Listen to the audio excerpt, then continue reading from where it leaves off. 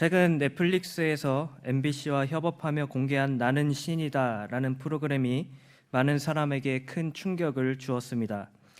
그 이유는 각종 이단의 만행이 여과 없이 세상에 공개되었기 때문입니다. 이 프로그램에서 다룬 이단들은 총 4가지인데 JMS로 불리는 정명석과 오대양의 박순자, 아가동산의 김기순, 만민중앙교회의 이재록으로 총 8회에 걸쳐 소개하고 있습니다. 먼저 JMS는 정명석의 이름 이니셜을 딴 것으로 그는 자신을 교주라고 소개하며 성도들을 세뇌했고 기쁨조를 선발하여 여성 신도를 강간 및 강제 추행하였으며 살해 협박, 살인 미수, 여권법 위반 등으로 인터폴에 적색 수배되어 붙잡힌 파렴치한 인간입니다. 이어서 오대양이라는 이단의 교주 박순자 씨는 신도들을 감금하고 탈출하거나 규율을 어기는 등 자신의 마음에 들지 않으면 신도들을 집단으로 폭행하고 살해한 자입니다. 아가동산의 교주 김기순 씨는 자신을 3살 아가라고 자칭하며 이에 따라 무슨 짓을 해도 죄가 되지 않는다고 주장했습니다. 또한 자신을 우상화했으며 무급으로 신도들을 강제로 노동하게 하였고 심지어 자신에게 반발하는 신도 3명을 살해한 살인범입니다. 마지막으로 만민중앙교회 교주 이재록은 신도들의 돈을 갈취하고 여성 신도들을 강간하는 등 온갖 악행을 저지른 자입니다. 이하 살펴본 이단 교주들의 공통점은 우리와 똑같은 인간이라는 사실입니다.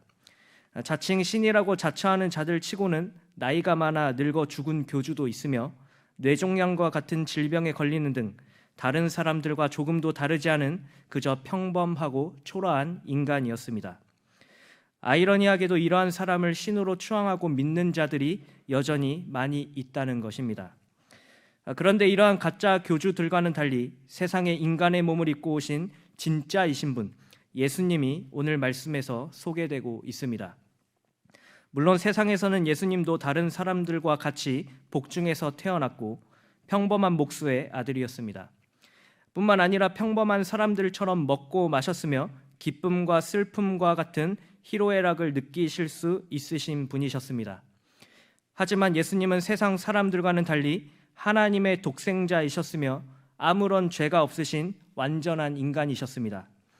본문의 저자인 사도 요한은 요한복음의 서문에 해당하는 오늘 본문의 말씀을 통해 완전하신 인간, 하나님의 독생자이신 예수 그리스도가 어떤 분이신지를 소개하고 있습니다. 무엇보다 사도 요한은 본문뿐만 아니라 요한복음 전체에 걸쳐 예수 그리스도의 신적 기원에 대하여 계속 강조하였습니다. 이 시간 본문의 말씀을 살펴보는 가운데 평범한 인간들과는 달리 참 신이신 예수 그리스도는 과연 어떤 분이신지 살펴보며 함께 은혜를 나누고자 합니다. 첫째로 예수님은 신성을 가지고 성부 하나님과 함께 창조 사역에 동참하신 분이십니다.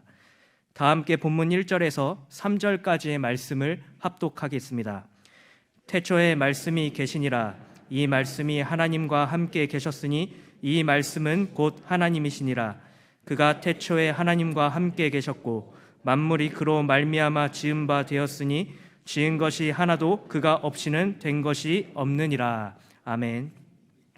예수님의 행적과 기사를 다루고 있는 4개의 복음서 가운데 요한복음은 다른 복음서와는 달리 공관복음에 포함되지 않는 책입니다. 그 이유는 예수님의 행적에 대해 다룬 3개의 복음서와는 달리 요한복음은 예수님이 곧 하나님의 아들이심을 강조하며 오직 그분을 믿는 믿음으로만 구원을 얻을 수 있다는 사실에 초점을 맞추고 있기 때문입니다. 그런 까닭에 요한복음은 예수님의 족보나 탄생에 관한 내용으로 서두를 시작하는 것이 아니라 태초에 말씀이 계셨고 이 말씀이 곧 하나님이시라는 심오한 주제로 시작하고 있는 것입니다. 여기서 태초라는 단어는 사도 요한의 독특한 표현인데 그의 또 다른 책인 요한 1서에서도 찾아볼 수 있습니다.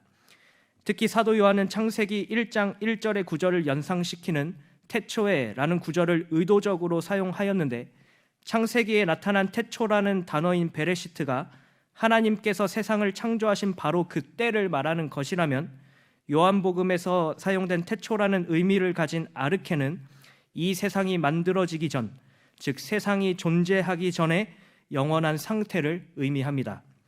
즉 사도 요한은 이미 사람들이 익숙하게 알고 있었던 태초라는 단어를 사용하여 영원한 상태부터 이미 존재하고 계셨던 예수 그리스도, 곧 태초에 말씀이 계시니라 라고 말하며 본 구절의 핵심인 말씀에 대해 본격적으로 소개하고 있는 것입니다.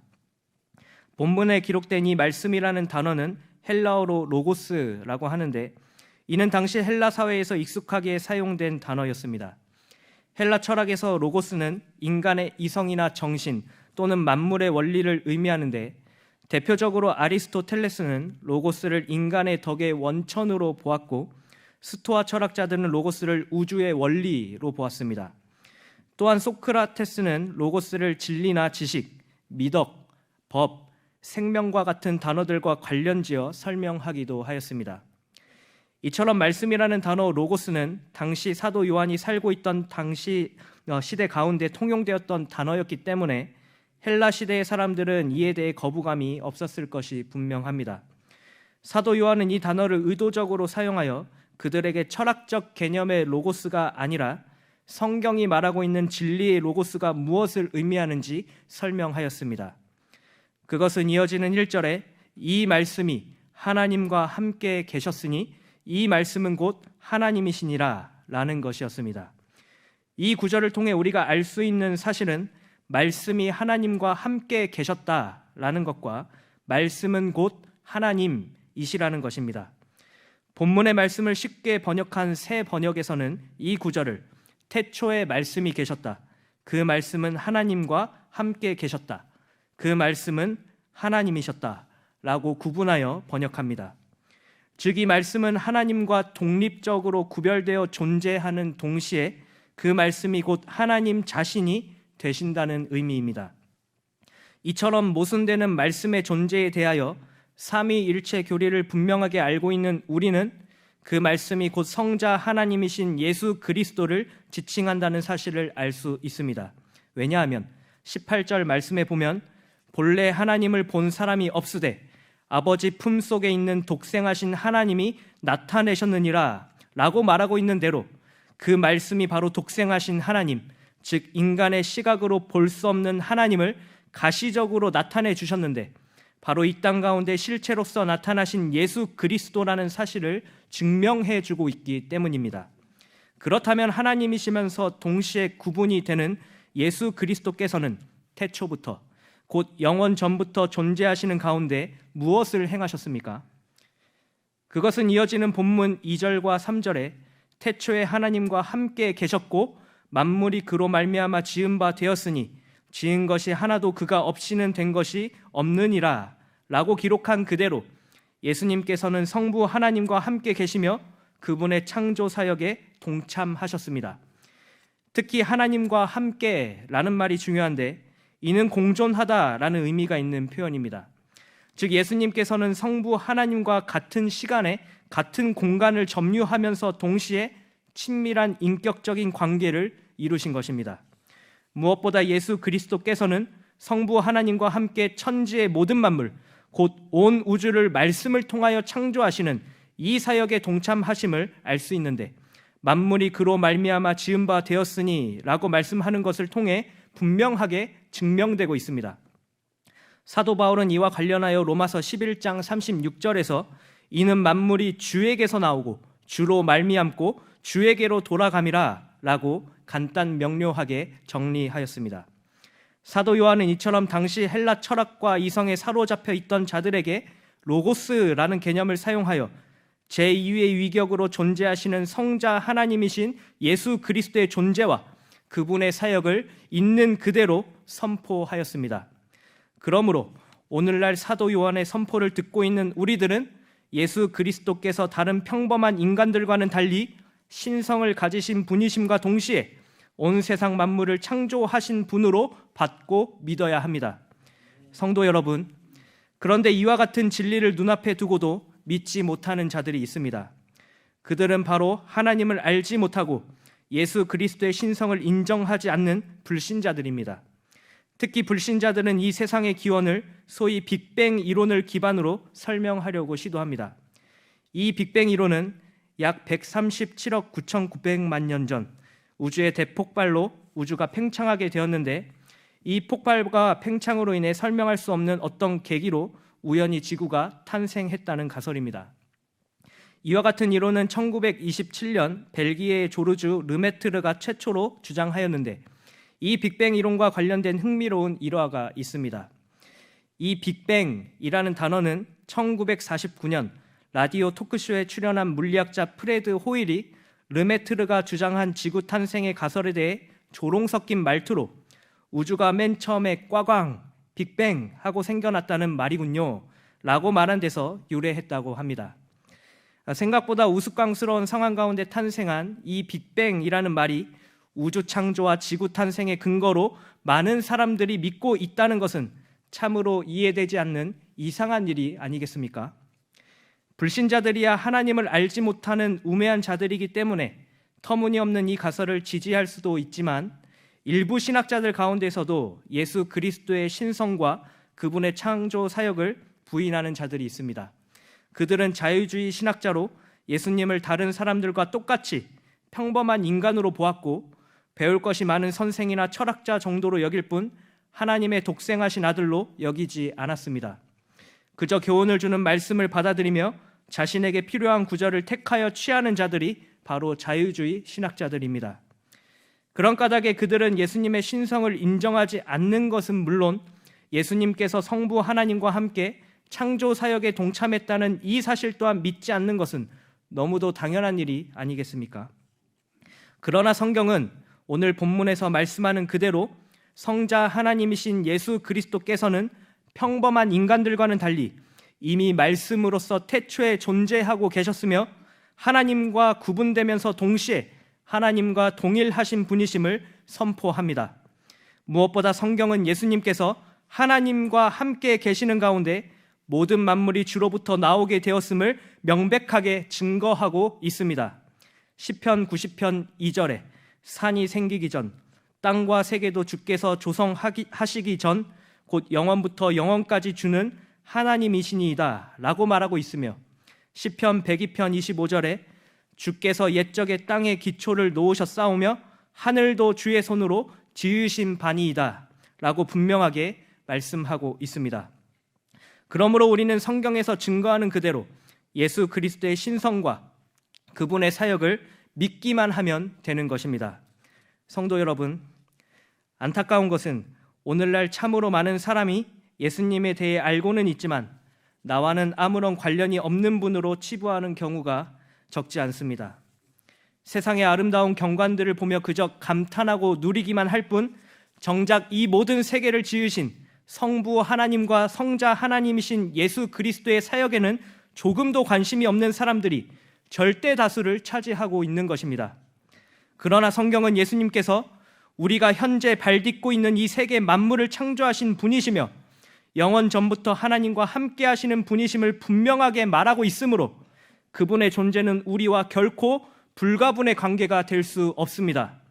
세상의 과학이나 이성적 사고가 창조의 근원을 밝히 보여주는 것이 아니라 예수 그리스도께서 신성을 가지시고 온 세상을 만드신 그 창조 사역을 뚜렷하게 증명해주는 말씀이 있으므로 우리는 창조의 근원을 분명하게 깨달을 수 있게 되었음을 꼭 기억해야 합니다. 무엇보다 우리는 예수님이 우리의 삶에 어떤 의미가 있으신 분이신지, 그분이 어떤 일들을 행하셨는지 더욱 힘써 알기를 사모하는 가운데 세상이 가지지 못한 고차원적인 지식을 계속하여 알아가고자 부단히 노력해야 합니다. 그러므로 세상 사람들은 예수님을 알지 못할 뿐만 아니라 오히려 거부하고 있는 이 암담한 세상 가운데에서도 우리는 예수님의 신성과 창조 사역을 믿고 있다는 사실에 늘 감사와 영광을 올려드리시는 경향의 모든 성도가 되시기를 바랍니다. 둘째로, 예수님은 인성을 가지고 생명의 빛으로 이 땅에 오셔서 구원 사역을 이룬 분이십니다. 다 함께 본문 4절에서 14절까지의 말씀을 합독하시겠습니다. 그 안에 생명이 있었으니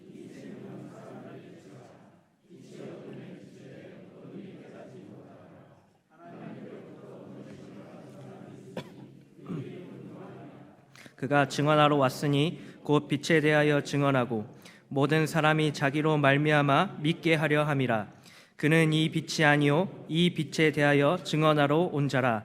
참 빛 곧 세상에 와서 각 사람에게 비추는 빛이 있었나니 그가 세상에 계셨으며 세상은 그로 말미암아 지은 바 되었으니 세상이 그를 알지 못하였고 자기 땅에 오매 자기 백성이 영접하지 아니하였으나 영접하는 자 곧 그 이름을 믿는 자들에게는 하나님의 자녀가 되는 권세를 주셨으니 이는 혈통으로나 육정으로나 사람의 뜻으로 나지 아니하고 오직 하나님께로부터 난 자들이니라.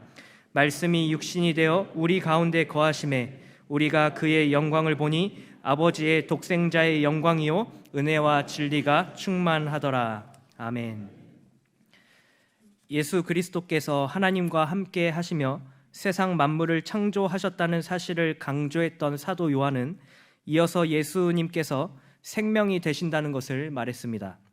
본문 4절에 그 안에 생명이 있었으니 이 생명은 사람들의 빛이라 라고 말하고 있는데, 이는 하나님께서 생명의 주인이심과 같이 예수님께서도 영원한 생명이 되신다는 것을 나타내는 말씀입니다. 이에 대해 사도 요한은 요한복음 14장 6절에서 내가 곧 길이요 진리요 생명이니 라고 말하며 말씀이신 예수님께서 바로 우리를 구원할 수 있는 영원한 생명이 되는 구세주이심을 강조하였습니다. 특히 생명이요 빛이신 예수 그리스도에 대하여 증거하는 사람이 있었는데, 그는 본문 6절에 하나님께로부터 보내심을 받은 사람, 곧 요한이었습니다. 여기서 요한은 이 복음서를 기록한 사도 요한이 아니라 예수님께 세례를 베풀어 주었던 세례 요한이며, 그는 본문 7절과 8절의 말씀처럼 빛에 대하여 증언하고 이 빛에 대하여 증언하러 온 자, 곧 참 빛이시요 생명이신 예수 그리스도를 세상에 전파하는 선지자와 같은 인물이었습니다. 그는 자신의 사명대로 예수 그리스도가 생명이시며 빛이시라는 사실을 힘써 전파하였지만 본문 5절에 빛이 어둠에 빛이 돼 어둠이 깨닫지 못하더라 라고 말하는 것과 10절 하반절부터 11절 상반절에 세상이 그를 알지 못하였고 자기 땅에 오매 자기 백성이 영접하지 아니하였으나 라고 말씀하는 것처럼 세상의 우매한 자들은 영원한 생명을 주실 수 있으신 구세주를 알아보지 못했습니다. 이처럼 예수님을 알지 못하고 그를 영접하지 못하는 자들이 있는 반면에 본문 12절에서는 영접하는 자, 곧 그 이름을 믿는 자들에게는 하나님의 자녀가 되는 권세가 주어졌음을 말하고 있습니다. 이 말씀의 원문에는 그러나 라는 접속사가 생략되어 있는데, 이를 포함하여 직역하면 그러나 그를 맞아들인 사람들, 곧 그 이름을 믿는 사람들에게는 하나님의 자녀가 되는 특권을 주셨다라고 해석할 수 있습니다. 특히 영접하는 자와 그 이름을 믿는 자는 모두 하나님에 대한 믿음이 개인적인 것임을 나타내는 말입니다. 다시 말해 예수의 이름을 영접하고 믿는 자들은 그분의 역사적 생애와 구원의 능력, 그리고 그분의 영원하심과 신성을 믿는 것은 물론 개개인이 그리스도를 자신의 구세주로 확신하는 보다 구체적인 믿음을 소유한 자를 말합니다. 그런 까닭에 성도 개인은 예수님께서 이 땅에 오신 것에 대한 의미를 단순하게 아는 것에 만족하는 것이 아니라 진노의 잔을 받음으로 심판받아 마땅한 나 같은 죄인을 위해 예수님께서 생명의 빛으로 오셨다는 이 사실을 분명하게 믿음으로써 구원이라는 특권을 얻게 될 수 있음을 날마다 마음판에 새겨야 합니다. 특별히 본문 가운데 가장 주목해서 보아야 하는 구절은 바로 14절에 말씀이 육신이 되어 우리 가운데 거하심에 라는 말씀입니다. 여기서 거하심에 라고 번역된 헬라어 스케노우는 살다, 거주하다 라는 뜻도 있지만 장막을 치다 라는 의미도 있는 단어입니다. 여기서 장막을 친다는 것은 구약시대 때 이스라엘 백성들이 어딘가에 정착하여 산다는 의미였습니다.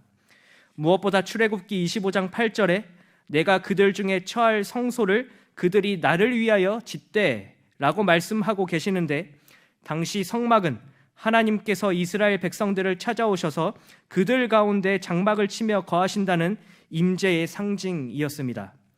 즉 하나님께서는 성막을 통해 자기 백성들 가운데 오셔서 그들과 친히 만나시고 대면하시는 장소였던 것입니다. 그런데 그 성막의 실체가 신약에 이르러 말씀이 육신이 되어 우리 가운데 거하심에 곧 이 땅에 장막을 치심으로 사람이 볼 수 있는 가시적인 형태로 나타나게 되었습니다. 다시 말해 거하신다, 즉 장막을 친다는 것은 예수님께서 친히 육신이 되어 우리 가운데 거하신 성육신의 사건을 가리킵니다. 그런 까닭에 예수님께서는 요한복음 2장 21절에서 예수는 성전된 자기 육체를 가리켜 말씀하신 것이라 라고 자신을 성전으로 지칭하셨던 것입니다. 이처럼 예수님께서는 아버지의 독생자의 영광으로서 인성을 가지신 육체의 몸을 입고 이 땅 가운데 나타나셨으며 죄인에 불과한 다른 사람들과는 달리 은혜와 진리가 충만하신 분이십니다.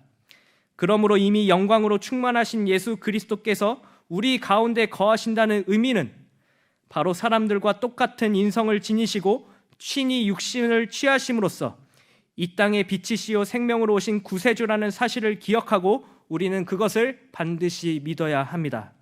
성도 여러분, 그런데 육신의 몸을 입고 실제로 이 땅 가운데 역사적 사실로서 존재하셨던 예수 그리스도의 성육신 사건을 부정하는 자들은 초대교회 시절에도 있었습니다. 그들은 바로 영지주의자들입니다. 영지주의는 초기 기독교의 대표적인 이단으로 여러 우주의 신화나 이교적 철학사상, 기독교 교리가 혼합된 것일 뿐만 아니라 영적인 것은 선하고 육적인 것은 악하다는 이원론적인 세계관을 주장하는 자들입니다. 특히 대표적인 영지주의자 마르키오는 가연설을 주장하였는데 이는 예수 그리스도께서 육신의 몸을 입고 이 땅에 오셨다는 사실을 부인하는 자입니다. 그가 이렇게 주장한 이유는 선하신 예수님께서 악한 육신의 몸을 입고 이 땅에 오셨다는 것을 절대로 인정할 수 없기 때문에 성육신에 대한 사실을 부정하는 것입니다. 이러한 영지주의는 실제로 초기 기독교에 혼란을 주었고 당시 많은 사람이 이러한 사상에 미혹되기도 하였습니다. 이에 성경은 이들을 향해 요한 2서 1장 7절에서 미혹하는 자가 세상에 많이 나왔으니 이는 예수 그리스도께서 육체로 오심을 부인하는 자라. 이런 자가 미혹하는 자요 적 그리스도니 라고 분명하게 지적하고 있습니다. 이 오랜 시간이 흘러 현대에 이르게 되었음에도 여전히 초기 기독교의 이단인 영지주의와 같이 바른 진리의 말씀인 성경을 부인하고 이 땅 가운데 육신을 취하고 사셨던 예수님을 부정하는 자들이 존재합니다. 그들은 이성이나 과학에 사로잡혀 있는 자들로 예수님의 성육신하신 이 놀라운 사건을 부인하고 있습니다. 그뿐만 아니라 그들은 예수님의 존재 자체를 믿지 않기 때문에 오직 예수님만이 생명의 빛이시요 유일한 구세주라는 사실을 매우 불편해합니다. 얼마 전 저는 유튜브를 통해 제가 개인적으로 좋아하고 또한 우리가 잘 알고 있는 팀 켈러 목사님이 무신론자와 토론하는 것을 보았습니다. 이 무신론자는 기독교의 배타성을 지적하면서 예수님의 존재는 물론 오직 그분만이 생명의 빛이시며 구세주가 되신다는 사실을 매우 불편하게 생각했습니다. 이에 팀 켈러 목사님은 논리 정연하게 그의 주장을 반박하였고 기독교의 배타성에 대해 변호하였습니다. 무엇보다 목사님은 예수 그리스도의 성육신과 구원 사역을 부정하는 자들이 가지고 있는 그들만의 배타성을 지적하며 상대방의 주장을 완전히 무너뜨리는 지혜를 보여주었습니다. 성도 여러분, 이처럼 세상 사람들과 같이 이성과 과학에 사로잡혀 있는 자들은 예수님께서 사람과 똑같은 인성을 가지시고 이 땅에 구세주로 오심을 부인하며 살아갑니다. 그들은 기독교 신앙이 배타적이라고 말하며 생명의 빛이신 예수님을 전혀 알지 못하고 있습니다. 그러한 가운데서 우리가 예수님께서 인성을 가지신 분이시요 생명과 빛이 되시는 구세주라는 이 위대한 진리를 알고 믿음으로 고백하고 있다는 것은 진정으로 값진 복이 아니겠습니까? 성도 여러분, 오늘 이 자리에 계신 성도님께서는 지극히 높은 하늘 보좌의 영광을 포기하시고 이 땅 가운데 장막을 치며 거하신 예수 그리스도를 진정으로 믿고 계십니까? 악하고 천한 육체의 옷을 입고 세상에 오셔서 인간의 모든 고통을 채울하셨던 예수 그리스도의 역사적 존재를 확신하십니까? 죄로 인해 혼택해진 이 세상을 밝게 비추시는 유일한 빛이시요 생명이심을 굳게 믿고 계십니까? 우리는 예수님께서 친히 죽어가는 생명을 구원하여 주시는 구세주가 되신다는 이 놀라운 사실을 반드시 믿어야 합니다. 왜냐하면 이 사실을 믿는 자들은 반드시 하나님의 자녀가 되는 권세를 통해 오직 하나님께로부터 난 자들로 인정받을 수 있기 때문입니다. 무엇보다 사도 바울은 이에 대하여 빌립보서 2장 6절부터 8절에서 그는 근본 하나님의 본체시나 하나님과 동등됨을 취할 것으로 여기지 아니하시고 오히려 자기를 비워 종의 형체를 가지사 사람들과 같이 되셨고 사람의 모양으로 나타나사 자기를 낮추시고 죽기까지 복종하셨으니 곧 십자가에 죽으심이라 라고 선포했습니다. 이 말씀을 근거로 하여 사람의 모양, 곧 성막의 실체로서 장막을 치신 예수님께서 사람들과 함께 먹고 마시며 죄인들의 친구가 되어주셨다는 것을 분명하게 믿고 고백하시기를 바랍니다. 무엇보다 우리의 죄의 문제를 완전히 해결하시기 위해 인성을 취하시고 영원한 대속 제물이 되심으로 완전한 구원 사역을 이루셨음을 확신하시기를 바랍니다. 그러므로 약하고 비천한 몸을 입고 오신 예수님의 성육신 사건은 절대로 허구가 아니라 진리라는 사실을 분명하게 믿는 가운데 생명의 빛이시요 구원이 되시는 예수 그리스도를 끝까지 믿음으로써 반드시 구원에 이르는 모든 경향의 성도가 되시기를 바랍니다. 사랑하는 경향의 성도 여러분, 그리고 헌신을 다짐하시는 제7, 8, 9 남전도의 회원 여러분, 세상 그 누구도 완전하신 예수님을 대체할 수 없습니다. 사람이 제 아무리 자신을 신이라고 주장하여도 결국 자신을 구원에 이르게 할 수 없는 나약한 인간일 뿐입니다. 그러나 이러한 인간들과는 달리 예수님께서는 참 인간이시며 동시에 참 하나님이십니다. 그분은 성부 하나님과 함께 계시며 온 세상 만물을 창조하셨습니다. 뿐만 아니라 높으신 하늘 보좌의 영광을 버리고 이 땅에 장막을 치시며 사람들과 친히 교제하셨고 생명으로 이르는 빛을 비추어 주신 유일하신 구세주이십니다. 그러나 오늘날 많은 사람은 당시 헬라 철학 사상에 고무된 자들과 똑같이 예수 그리스도를 믿지 않고 있습니다.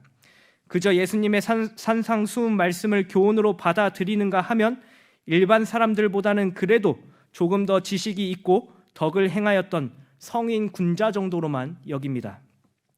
그러나 진리의 말씀인 성경이 증언하고 있는 사실을 본 우리는 말씀이 육신이 되어 우리 가운데 거하신 생명의 빛이신 예수 그리스도의 실체를 믿음으로 받은 자들입니다. 이성과 과학으로 증명되지 않는, 아니 오히려 이성과 과학을 창조하시고 그 이상으로 초월하여 존재하시는 하나님을 믿는 우리는 그야말로 세상이 가지지 못한 값진 진리를 소유한 자들이 아니겠습니까? 이것이야말로 진정 하나님의 자녀가 되는 특권을 누리고 있는 자들의 모습임을 우리는 반드시 기억해야 합니다. 여전히 예수 그리스도께서 어떤 분이신지를 잘 모르고 계시거나 믿지 못하시는 분들이 혹시 이 자리에 계시지는 않으십니까? 그렇다면 오늘 말씀을 통해 예수 그리스도께서 신성을 가지시고 세상 만물을 창조하신 분이시며 이 땅의 인성을 가지고 육체의 모습으로 구원 사역을 이루셨다는 이 진리를 꼭 믿고 깨달으시기를 바랍니다. 또한 이미 예수님을 알고 계신 성도님들께서는 더욱 예수 그리스도를 힘써 알아가시는 그 기쁨을 매 순간 체험하며 나아가시기를 바랍니다. 그러므로 진리이신 예수 그리스도를 확실하게 믿음으로써 더 나아가 우리 자신이 바로 하나님께서 장막을 치신 거룩한 성전이 되는 축복을 누리시는 경향의 모든 성도와 특별히 헌신하시는 제7, 8, 9 남전도의 회원들이 되시기를 간절히 바랍니다.